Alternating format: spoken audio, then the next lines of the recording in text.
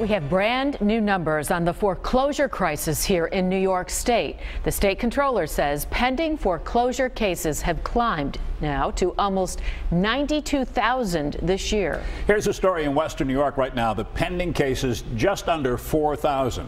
Western New York actually has a decreasing caseload right now. Still, though, for a long time, vacant homes causing blight in many neighborhoods across the region. 7 Eyewitness News reporter Ed Riley following the latest tonight. Well, Keith and Joanna, incomplete foreclosures on vacant properties have become a huge national problem, and one that's being felt in many Western New York communities. Not only do the homeless homes rot away, but they end up costing taxpayers who have to pay for grass cutting, boarding up, and even demolition.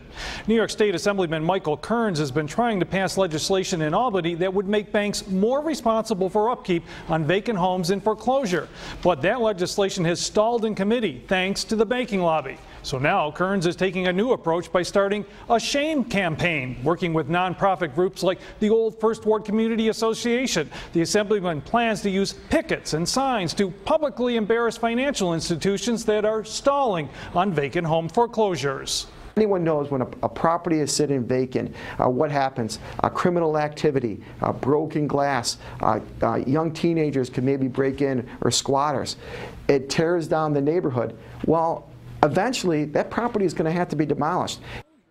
Now, if the shame campaign doesn't work, Kearns says he's prepared to take stronger action, and that includes organizing boycotts of problem banks and asking the state comptroller, Thomas DiNapoli, to remove the offending banks from the state's list of approved vendors.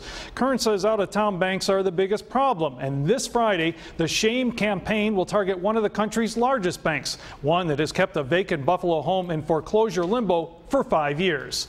At Riley 7 Eyewitness News. Ed, thank you. There is a push tonight.